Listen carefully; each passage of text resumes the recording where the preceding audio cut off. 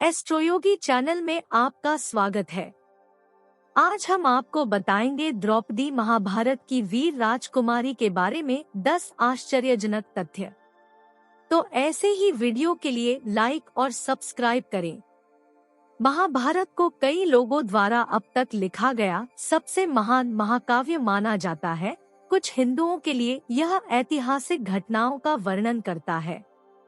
हालांकि यह इतिहास के सबसे जटिल आख्यानों में से एक है। 5 पांडव भाइयों की पत्नी द्रौपदी नायिका राजकुमारी है और महाकाव्य में केंद्रीय पात्रों में से एक है। वह पंच के राजा द्रुपद की बेटी थी और उसके 5 पुत्र थे, प्रतिविंध्य, सुतसोम, श्रुतकर्मा, शतानीक और श्रुतसेन। द्रौपदी की कहानी विभिन्न कलाओं और प्रदर्शनों की प्रेरणा रही है। उनके जीवन पर आधारित कई किताबें हैं। हिंदू धर्म में उन्हें पंचकन्या, 5 महिलाओं में से एक के रूप में मनाया जाता है। महिला शुद्धता के प्रमुख उदाहरण जिनके नाम का पाठ करने पर पाप को दूर करने के लिए माना जाता है। उपमहाद्वीप के कुछ हिस्सों में द्रौपदी का एक संप्रदाय मौजूद है जहां उन्हें देवी के रूप में पूजा जाता है। द्रौपदी का जन्म। अधिकांश हिंदू ग्रंथों में कहा गया है कि द्रौपदी का जन्म किसी महिला से नहीं हुआ था और इस प्रकार उसे अक्सर अयोनिजा के रूप में वर्णित किया जाता है, जिसका अर्थ है कि वह महिला के गर्भ से पैदा नहीं हुई है। कहा जाता है कि द्रौपदी का जन्म बदले की भावना से हुआ था। पांचाल के राजा द्रुपद को द्रोण के कहने पर पांडव राजकुमार अर्जुन ने हराया था, जिन्होंने तब उनके आधे राज्य पर कब्जा कर लिया था। राजा पृषद के पुत्र द्रुपद और द्रोण ने द्रोण के पिता ऋषि भारद्वाज के संरक्षण में एक साथ अध्ययन किया था। वे जल्द ही अच्छे दोस्त बन जाते हैं और द्रुपद ने द्रोण को आश्वासन दिया कि एक बार जब वह राजा बन जाएगा तो वह द्रोण के साथ अपना आधा राज्य साझा करेगा। जबकि द्रुपद अपने पिता की मृत्यु के बाद राजा बने, द्रोण ने अत्यधिक गरीबी का जीवन व्यतीत किया। द्रोण मदद के लिए द्रुपद के पास जाते हैं, जो अब उनके बीच स्थिति के अंतर के बारे में सचेत हैं। द्रोण की दोस्ती को स्वीकार करने से इनकार करते हैं और द्रोण को भिखारी कहकर उनकी उपेक्षा करते हैं। द्रोण को बाद में कुरु राजकुमारों को प्रशिक्षित करने के लिए भीष्म द्वारा नियोजित किया गया था। कौरवों और पांडवों की सैन्य शिक्षा समाप्त होने के बाद उनकी गुरु दक्षिणा, उनकी शिक्षाओं का ऋण चुकाने के रूप में द्रोण राजकुमारों को द्रुपद को हराने और पकड़ने के लिए कहते हैं। अपमानित द्रुपद ने प्रतिशोध की अग्नि को जलाकर तपस्या की, जिसके बाद उन्हें आशीर्वाद देने का साधन प्राप्त करने के लिए यज्ञ किया। द्रौपदी अपने भाई धृष्टद्युम्न के बाद यज्ञ की आग से एक सुंदर काली चमड़ी वाली युवती के रूप में उभरी। बलि की आग से प्रकट होने के बाद एक स्वर्गीय आवाज ने घोषणा की कि वह भारतवर्ष के धर्म के भविष्य में एक महान बदलाव लाएगी। द्रौपदी उससे पैदा हुई एक अवांछित संतान थी। वह अपनी मां के गर्भ से पैदा नहीं हुई थी। इसके बजाय वह पूरी तरह से विकसित वयस्क के रूप में आग से पैदा हुई थी, जिसमें बचपन या पालन पोषण की कोई समझ नहीं थी। द्रौपदी के अनेक नाम। द्रौपदी महाभारत की प्रमुख पात्रों में से एक है। महाभारत में कई अन्य केंद्रीय पात्रों के समान उन्हें भी विभिन्न नामों से जाना जाता है और प्रत्येक नाम का एक संदर्भ होता है और विशेष गुणों का प्रतीक होता है। द्रौपदी राजा द्रुपद की पुत्री। पांचाली पांचाल राज्य की राजकुमारी। पार्शती पृष्ठा की पोती। यज्ञसेनी यज्ञ की अग्नि से उत्पन्न। सैरंध्री एक विशेषज्ञ नौकरानी। नित्य युवाणी जो हमेशा जवान रहे और कभी बूढ़ा न हो। मालिनी माला बनाने वाली। कृष्णा उसके गहरे रंग और शुद्ध त्वचा का प्रतिनिधित्व करती है, जो पवित्रता, सम्मान और प्रभुत्व को दर्शाती है। 3 द्रौपदी का विवाह। द्रौपदी अत्यंत सुंदर होने के साथ साथ अत्यंत वीर और बुद्धिमान भी थी।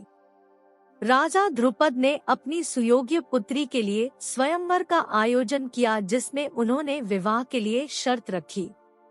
वह उस राजकुमार से विवाह करेगी जो पानी में घूमती हुई मछली का प्रतिबिंब देखकर उसकी आंख में छेद कर देगा। अर्जुन उन कई राजकुमारों में से थे जो स्वयंवर के साक्षी थे।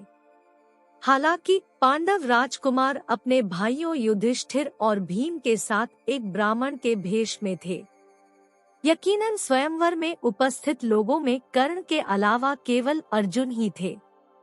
दुख की बात है कि द्रौपदी ने कर्ण को उसकी पृष्ठभूमि के कारण अयोग्य घोषित कर दिया। वह एक सारथी का पुत्र था और इस प्रकार एक निचली जाति का था। प्रतियोगिता जीतने के बाद प्रच्छन्न अर्जुन अपने भाइयों युधिष्ठिर और भीम के साथ उस कुटिया की ओर बढ़ता है जहां मां कुंती भाइयों की प्रतीक्षा कर रही होती है। वह अपनी मां कुंती से कहता है कि उन्हें एक विशेष भिक्षा मिलती है। यह देखे बिना कि यह वास्तव में क्या है, माता कुंती ने पांचों पांडव भाइयों को आपस में बांटने का निर्देश दिया। पांचों भाइयों ने अपनी मां की बात मान ली थी, इसलिए द्रौपदी को पांडव भाइयों में से प्रत्येक से विवाह करना पड़ा। 4 पांडवों से विवाह के लिए द्रौपदी की शर्त। द्रौपदी एक शर्त पर 5 पांडवों की पत्नी बनने के लिए सहमत हो गई, यानी वह कभी भी किसी अन्य महिला के साथ अपना घर साझा नहीं करेगी, जिसका अर्थ है कि पांडवों को अपनी अन्य पत्नियों को इंद्रप्रस्थ लाने का कोई अधिकार नहीं था। 5 द्रौपदी ने कुत्तों को श्राप दिया था। द्रौपदी ने पांडवों के सामने एक शर्त रखी कि एक समय में केवल एक ही भाई को उसके कक्ष में प्रवेश करने की अनुमति थी। पांडव जो उसके कक्ष में प्रवेश करेंगे वे अपने जूते कक्ष के बाहर रखेंगे। जो इस शर्त का उल्लंघन करेगा उसे दीर्घकालीन वनवास भेजा जाएगा। लेकिन एक दिन जब सबसे बड़े भाई युधिष्ठिर अपने कक्ष में थे, कुत्ते ने उनके जूते चुरा लिए। इस तथ्य से अनभिज्ञ अर्जुन ने द्रौपदी के कक्ष में प्रवेश किया और बाहर जूते नहीं देखे और अपने भाई युधिष्ठिर को द्रौपदी के साथ देखा। द्रौपदी की शर्त के अनुसार अर्जुन को वनवास भेज दिया गया। लज्जित होकर द्रौपदी ने कुत्तों को यह कहकर श्राप दिया, सारी दुनिया तुम्हें सार्वजनिक रूप से मैथुन करते हुए देखेगी, सारी लज्जा छीन ली जाएगी। 6 कृष्ण ने महाभारत में चीरहरण घटना के प्रयास के दौरान द्रौपदी को बचाया। पिछले इशारे के लिए उनका उपहार। महाभारत में दुर्योधन और उसके भाई दुशासन द्वारा किया गया द्रौपदी का वस्त्रहरण या चीरहरण एक बहुत ही शर्मनाक घटना है, और इससे भी बुरा होता अगर कौरव पांडवों की पत्नी को निर्वस्त्र करने में सफल हो जाते। केवल एक कौरव विकर्ण इस जघन्य कृत्य के खिलाफ खड़ा हुआ, लेकिन भगवान कृष्ण भाई, सखा, मित्र और रक्षक ने समय रहते पंच राजकुमारी को बचा लिया।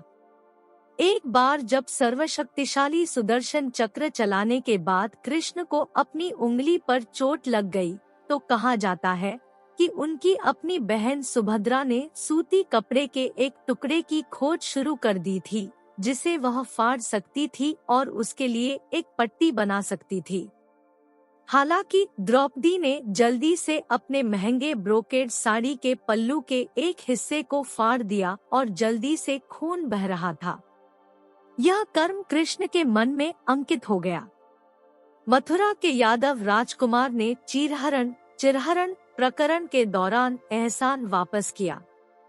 ऐसा कहा जाता है कि जब दुर्योधन और दुशासन ने पांडव राजकुमारों की पत्नी द्रौपदी को निर्वस्त्र करने के प्रयास के अधीन किया, तो उसने अपने सखा, अपने भाई से प्रार्थना की।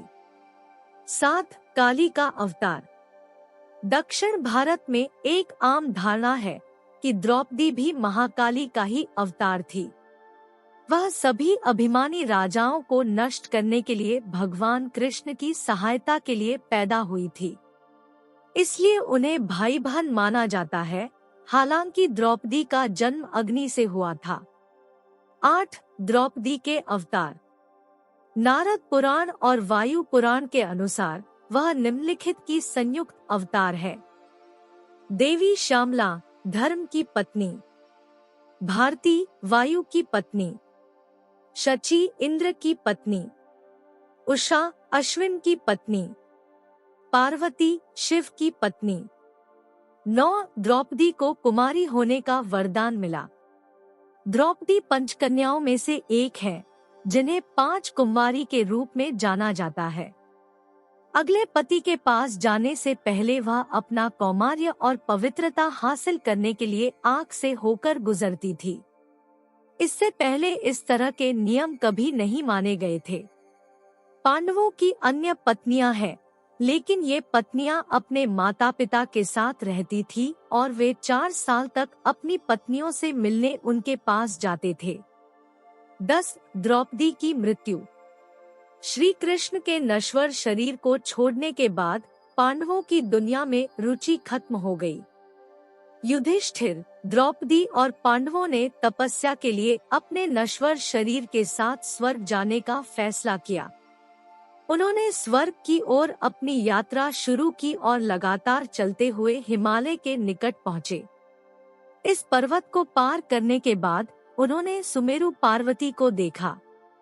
जब वे सुमेरु पर्वत को पार कर रहे थे तो द्रौपदी के पैर लड़खड़ा गए और वह पर्वत से गिरकर मर गई। भीम युधिष्ठिर से पूछते हैं कि द्रौपदी जल्दी क्यों मर गई और उनके साथ स्वर्ग की यात्रा जारी नहीं रख सकी। युधिष्ठिर ने उत्तर दिया कि वह हम में से 4 से अधिक अर्जुन से प्यार करती है।